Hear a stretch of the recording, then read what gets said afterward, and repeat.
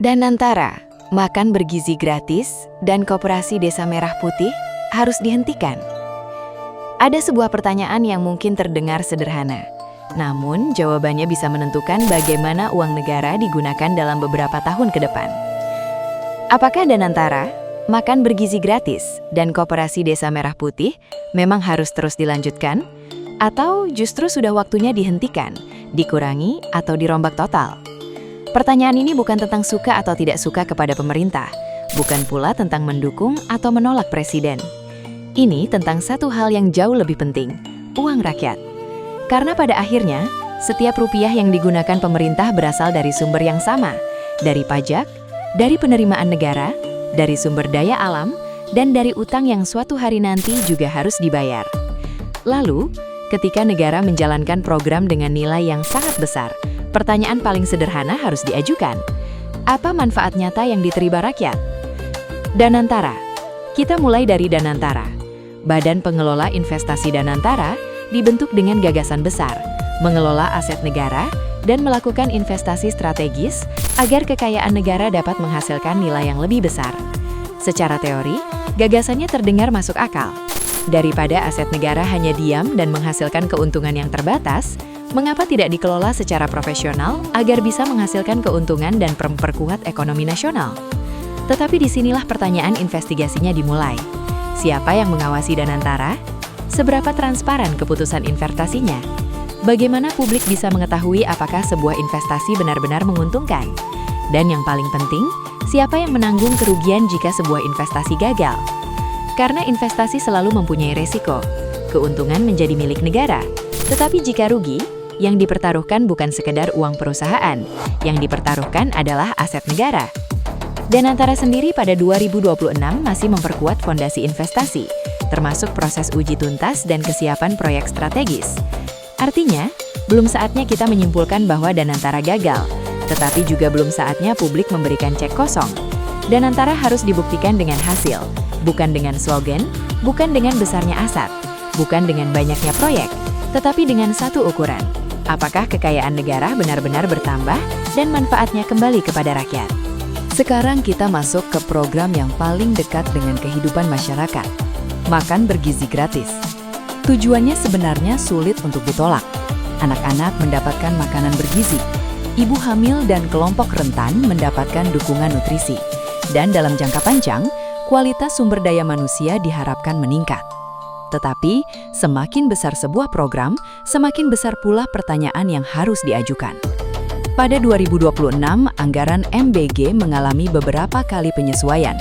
Dari alokasi awal sekitar 335 triliun rupiah, kemudian turun menjadi 268 triliun rupiah, dan kembali disesuaikan menjadi sekitar 229 triliun rupiah.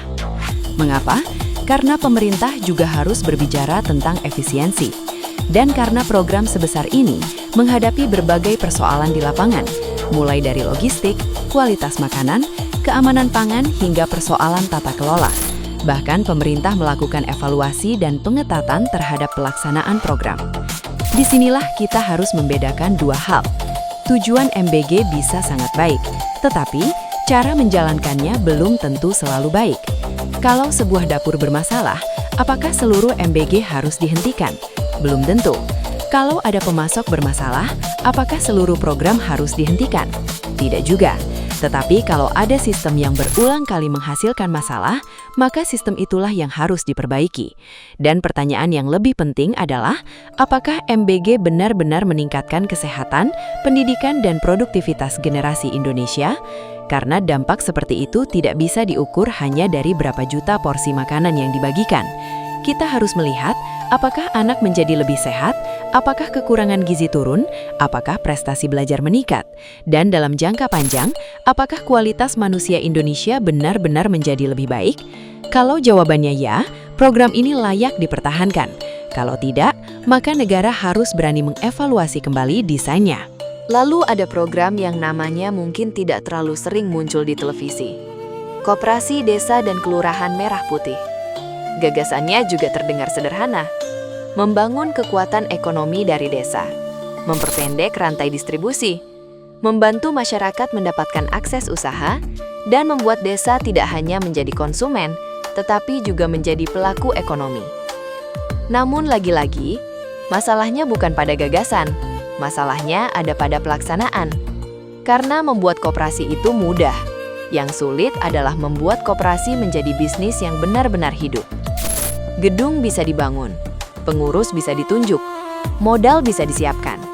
Tetapi, siapa yang membeli produknya? Dari mana keuntungan diperoleh? Bagaimana arus kasnya? Siapa yang mengawasi? Dan bagaimana jika koperasi tersebut ternyata tidak mampu menjalankan bisnis? BPKP sendiri pada 2026 masih melakukan evaluasi KDMP di berbagai daerah, termasuk aspek kelembagaan, legalitas, tata kelola, administrasi, keuangan, kesiapan operasional, dan unit usaha. Artinya, bahkan pemerintah sendiri menyadari bahwa program sebesar ini membutuhkan pengawasan dan evaluasi. Dan disinilah satu prinsip ekonomi harus diingat. Koperasi bukan sekedar bangunan. Koperasi adalah bisnis. Kalau bisnisnya tidak sehat, maka uang negara yang masuk ke dalamnya justru bisa berubah menjadi beban. 3 program, 1 pertanyaan. Dan sekarang kita melihat gambaran besarnya. Danantara mengelola dan mengembangkan aset serta investasi. MBG menghabiskan anggaran untuk meningkatkan kualitas gizi masyarakat. KDMP diarahkan untuk membangun ekonomi masyarakat desa. 3 program, 3 tujuan, 3 cara berbeda. Tetapi semuanya memiliki satu kesamaan, menggunakan sumber daya negara. Maka pertanyaan yang paling penting bukan, apakah program ini milik pemerintah? Melainkan, apakah program ini memberikan hasil yang sebanding dengan uang yang dikeluarkan negara? Karena pemerintah boleh memiliki program unggulan, tetapi uang negara bukan milik pemerintah.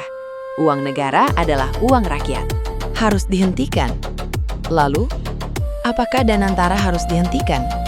Belum tentu. Kalau tata kelolanya baik dan investasi menghasilkan keuntungan bagi negara, mengapa harus dihentikan? Tetapi, kalau transparansi buruk, resiko tidak terkendali, dan kerugian terus terjadi, maka bukan hanya kritik yang diperlukan. Reformasi harus dilakukan. Bagaimana dengan MBG? Tidak harus dihentikan, tetapi program sebesar ini harus mempunyai indikator keberhasilan yang jelas. Bukan hanya jumlah penerima, bukan hanya jumlah dapur, bukan hanya jumlah porsi, tetapi hasil kesehatan dan kualitas manusia.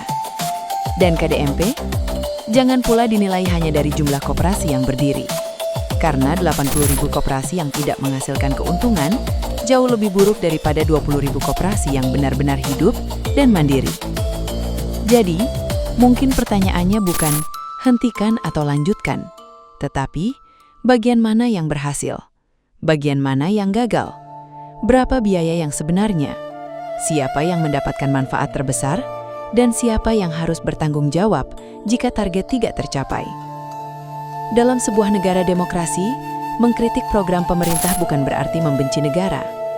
Mempertanyakan anggaran bukan berarti anti pembangunan. Dan meminta audit bukan berarti menghambat kemajuan.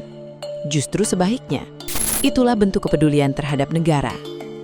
Danantara boleh dilanjutkan, MBG boleh diteruskan, KDMP boleh dikembangkan, asal semuanya benar-benar bekerja untuk rakyat.